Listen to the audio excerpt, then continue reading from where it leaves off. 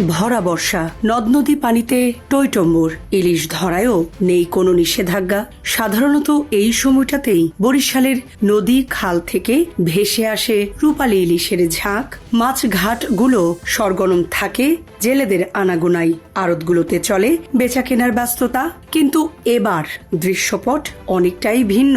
নদীতে পানি থাকলেও কাঙ্ক্ষিত ইলিশ নেই। জালে যা উঠছে তার বেশিরভাগই ছোট। বড় ইলিশের দেখা মিলছে খুব কম, ফলে সরবরাহ কমে দামও উঠেছে চড়া। Premium commercial space is now for rent. Featuring ample parking and excellent accessibility, this 4,200 square foot space is ready. Elevate your business and call us today. মৎস্য বিভাগের পরিসংখ্যানেও উঠে এসেছে একই চিত্র। বরিশাল বিভাগে টানা ৩ অর্থ বছর ধরে কমছে ইলিশের উৎপাদন। ২০২২ থেকে ২৩ অর্থ বছরে বিভাগটিতে ইলিশ উৎপাদন হয়েছিল ৩,৭২,৩৪৩ টন। পরের অর্থ বছরে তা কমে দাঁড়ায় ৩,৪৮,৪৩৪ টনে। ২০২৪-২৫ অর্থ বছরে উৎপাদন আরও কমে হয় ৩,৩৪,৭৮৩ টন। সর্বশেষ ২০২৫-২৬ অর্থ বছরে তা নেমে এসেছে ২,৬৬,৫৯৭ টনে। অর্থাৎ কয়েক বছরের ব্যবধানে উৎপাদনে বড় ধরনের পতন ঘটেছে।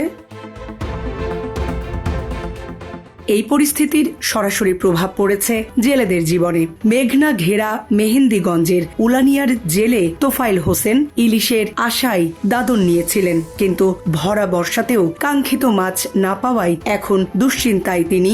তার ভাষায়, ইলিশের আশায় নদীতে গেলেও জালে যা উঠছে তার বেশিরভাগই ৫০০ থেকে ৬০০ গ্রামের মধ্যে।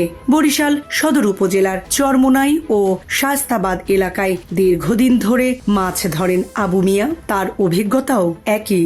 জাল ফেললে ইলিশ পাওয়ার আশা এখন আর করেন না তিনি। নদীতেই মাছ কমে গেছে, সেখানে ইলিশ পাওয়ার আশা আরো কঠিন বলছেন এই জেলে। ইলিশের এই সংকট শুধু জেলেদের অভিজ্ঞতায় সীমাবদ্ধ নয়, বাজারেও তার স্পষ্ট প্রতিফলন রয়েছে। বরিশালের পোর্ট রোডের মৎস্য আড়তদার নাসির উদ্দিনের হিসাবে মোকামে ইলিশ প্রায় নেই বললেই চলে। গত শনিবার ১ কেজি ২০০ গ্রামের ইলিশ বিক্রি হয়েছে কেজি প্রতি ৩,২৫০ টাকায়। ১ কেজির ইলিশ ২,৭৫৯ টাকা, ৮০০ থেকে ৯০০ গ্রামের ইলিশ ২,৬৫৯ টাকা এবং ৫০০ গ্রামের ইলিশ ২,১৫০ টাকা দরে বিক্রি হয়েছে। জাটকার দাম ছিল ৮০০ থেকে ৯০০ টাকা কেজি। ওই দিন পোর্ট রোডে মোট ইলিশ উঠেছে প্রায় ৫০ মণ। ইলিশের সংকটের কারণ খুঁজতে গিয়ে বিশেষজ্ঞরা কয়েকটি বিষয়কে গুরুত্ব দিচ্ছেন। ইলিশ গবেষক ডক্টর আনিসুর রহমানের মতে, নদী থেকে সাগর পর্যন্ত ইলিশের চলাচলের পথে বাধা তৈরি হওয়া, পানির প্রবাহ কমে যাওয়া, অবৈধ জাল, সাগরের ট্রলিং বোটের অতিরিক্ত মাছ শিকার এবং মাইক্রোপ্লাস্টিক সহ নানা ধরনের দূষণ ইলিশের উৎপাদন কমার পেছনে ভূমিকা রাখছে। ইলিশের জীবনচক্রের সঙ্গে নদী ও সাগর দুই পরিবেশই নিবিড়ভাবে যুক্ত।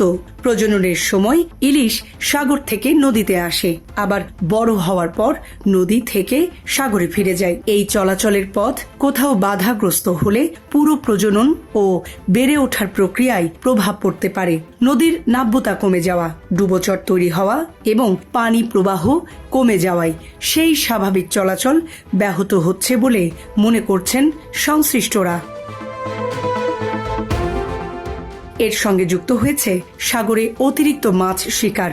মৎস্য অধিদপ্তরের এক কর্মকর্তা মনে করেন, ২০১৯ সালের পর থেকেই ইলিশের ওপর বাড়তি চাপ তৈরি হয়েছে। সাগরের ট্রলিং বোটের আধিপত্য এবং নিষেধাজ্ঞার সময়ের অসামঞ্জস্য ইলিশের প্রজনন ও উৎপাদনে নেতিবাচক প্রভাব ফেলেছে। নদীর পানির গভীরতা কমে যাওয়া এবং ডুবোচরের কারণে মাছের চলাচলের পথ সংকুচিত হওয়ার বিষয়টিও তিনি উল্লেখ করেন। নতুন করে উদ্বেগ বাড়াচ্ছে মাইক্রোপ্লাস্টিক।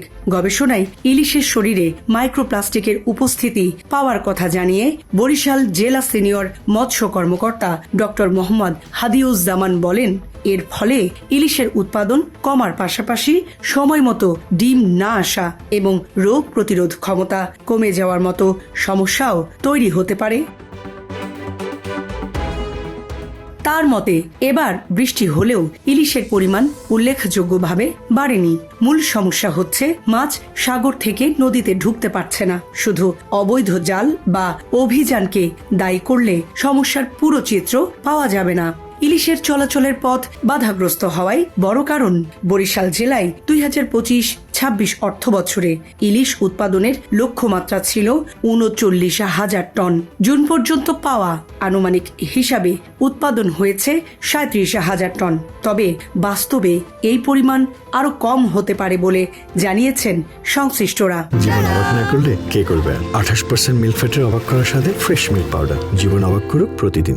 বরিশালের নদীতে ইলিশের এই সংকট তাই কেবল একটি মৌসুমি ঘাটতি নয়, উৎপাদনের ধারাবাহিক পতন, বড় মাছের অনুপস্থিতি, জেলেদের ঋণ, বাজারে বাড়তি দাম এবং নদী সাগরের পরিবেশগত পরিবর্তন সব মিলিয়ে রূপালী ইলিশের ভবিষ্যৎ নিয়ে নতুন করে ভাবার সময় এসেছে।